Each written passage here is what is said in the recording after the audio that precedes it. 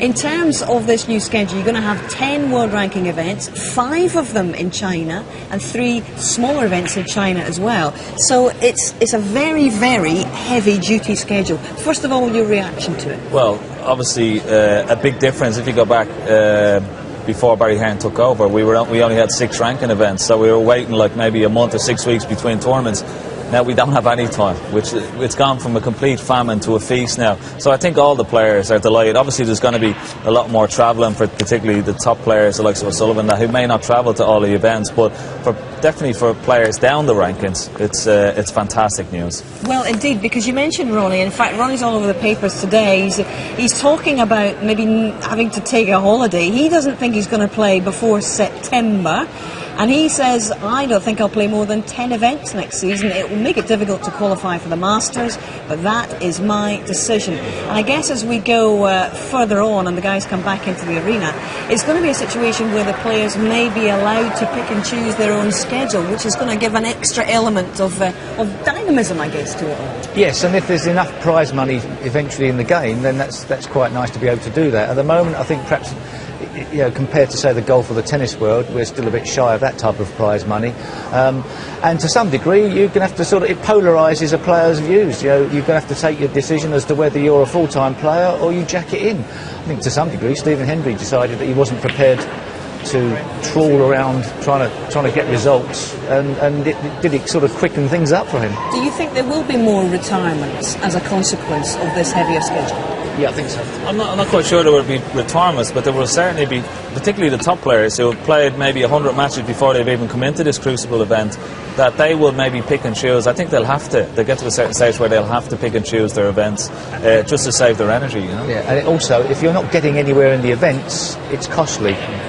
It's okay for getting to the final stages, so yeah, it may actually increase people's decisions to jack it in, to be quite honest, but you will get some great players turning out in their place. But also what it will do, it will encourage players trying to come into the game, that there are lots of prize money on offer. It will encourage younger players to actually pick up the game, whereas like 3 or 4 years ago there wasn't really a future for snooker. Now there is a future for snooker, that you can earn lots of money, lots of opportunities to earn money, and lots of opportunities to make a living. So that will encourage more players, because we need more younger players all over the country, all over the world, playing snooker for the future of the sport. Well, Barry Hearn indeed echoed those sentiments. He said this is going to be a young man's sport. So that's the future perhaps, but this is the present. And back we go to this semi-final.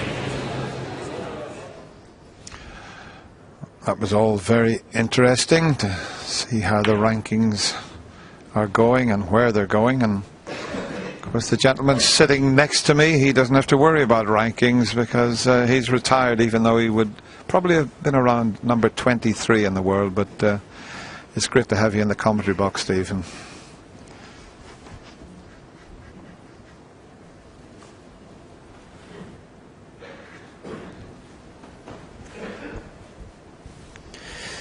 Well, obviously I would rather be out there, but got second prize, best seat in the house.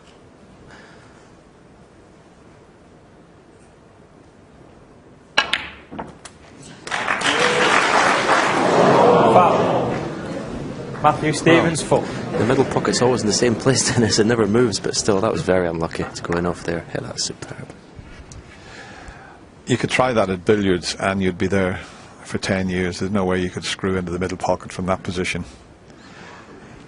But the black isn't available for this long pot that Matthew's looking at, so he'll have to get a bit of action.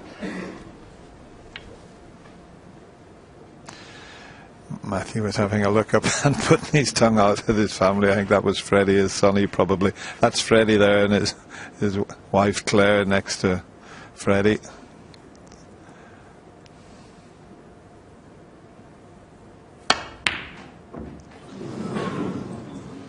Now where's that red going to go? He thought that would be the only one he could leave, and look where it's landed.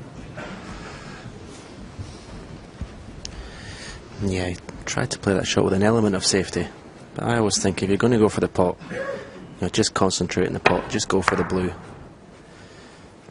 In the end, he still ended up leaving a red on for Ronnie.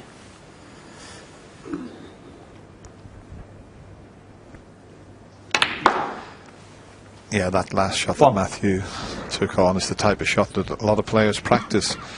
And I remember when I used to go up to Stirling to Spencer Snooker Club, Stephen Hendry would be there practicing those long pots similar to this. He never used to miss very many. Of course, it's a little bit more difficult when you get out into the big arena. But practice does make perfect. 6.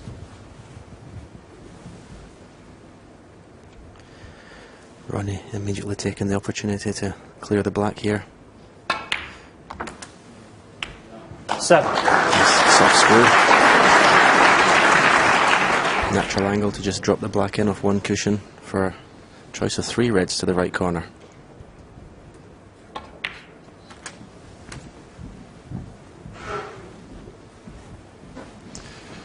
Once again, playing 14.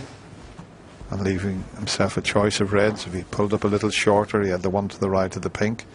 Now he's got this. 15. Might have to look at the pink here because he's not the right angle on the blue.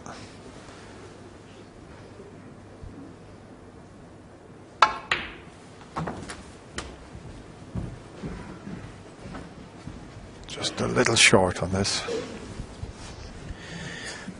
Although he's got 2 loose reds, Ronnie will already be planning his attack on the pack, when to open them up.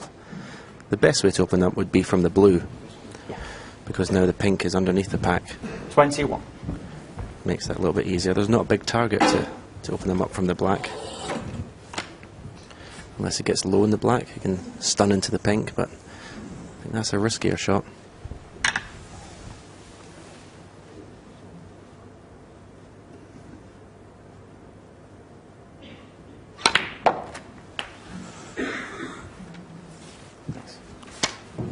Well, because of the way he's finished on the black, he might have to play the cannon here. I think his plan was, as you were thinking there, 22. Stephen, leave the black, pot the black, the red to the right of the bunch, up from the blue, and then into the bunch of reds. But might have to change his plan here and go into them this time. That was always the problem from that angle, playing it with the side.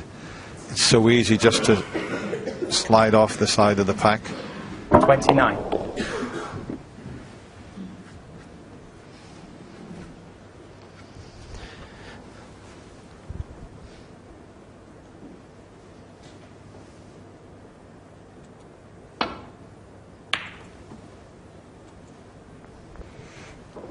Ronnie O'Sullivan, 29. That will irritate Ronnie. When he's in the balls, he expects to win the frame and wins it every time he's at the table, so there was a good chance there.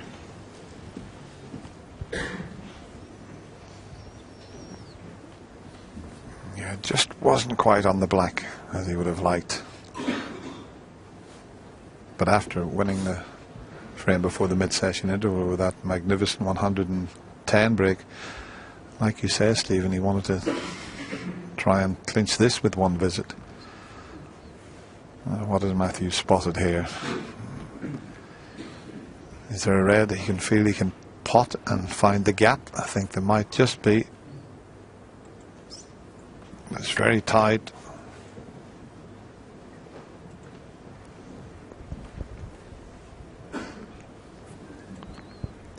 Yeah, it's one of them, he doesn't want to get it thick.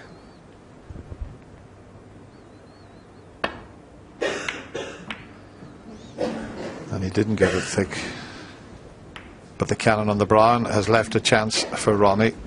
Had he have slipped past the brown, this would have been quite a difficult pot, but we know how well Ronnie's cueing, and okay, they're not a gimme, but the form he showed before the mid-session interval, you would expect him to get close to this, and he'll automatically finish on pink or black.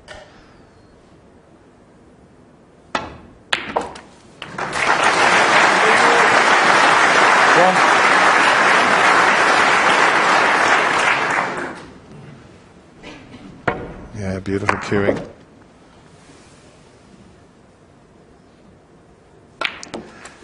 2 more sessions to be played. One tomorrow morning and the concluding session tomorrow evening.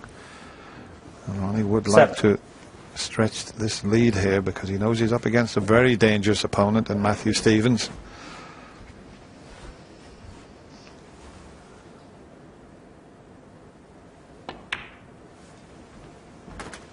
Eight.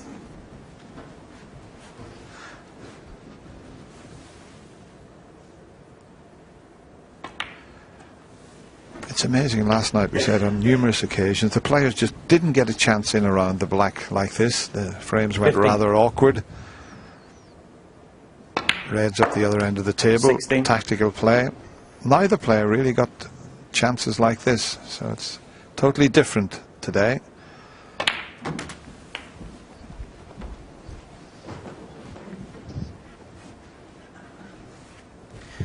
Too far to play for the black, so unless he can screw off the cushion.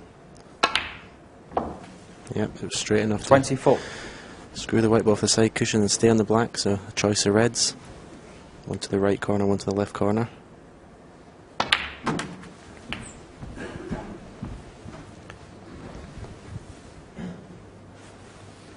$31.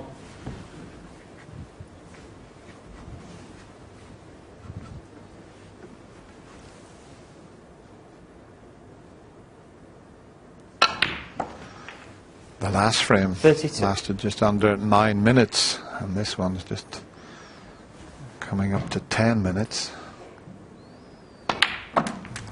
You wouldn't think it was going to last much longer. Already 64 in front. 39. So this red to leave Matthew needing a snooker. 40.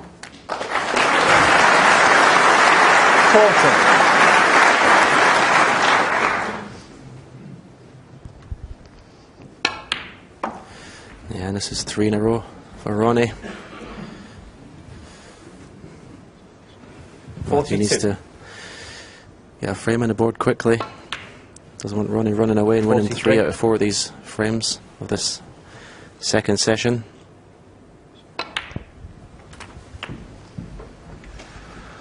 And every chance now of back-to-back centuries for Ronnie.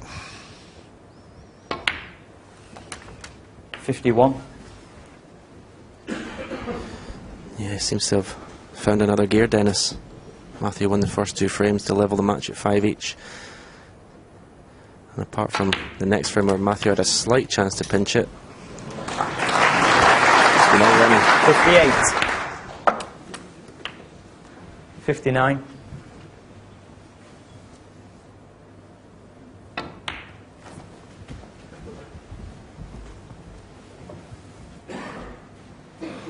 $64.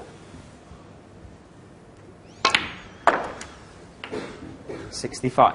Every chance now of Ronnie's 8th century in this year's Betfred.com World Championship, which will overtake another Welshman, Jamie Jones, who has made 7. 71. 73. It really is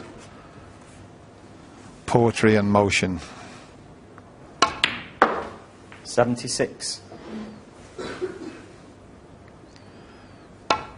This game is just not that 80. easy, but he's making it look so.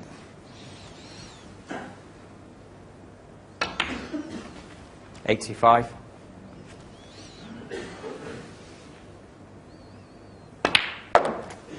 91.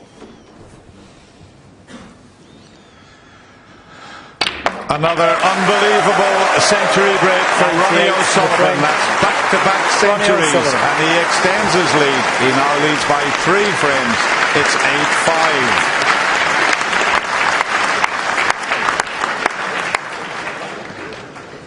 8-5. Well, Stephen, he really, as you said, he slipped up a gear, and he is one of the players that can do that. And when you're sitting in your chair, as Matthew is, there's not a lot you can do about this. Exactly, that's the toughest part about snooker. And as I said, there's 3 frames left in this session. Matthew really needs to win 2 of them at least. He doesn't want to give Ronnie a big lead going into tomorrow.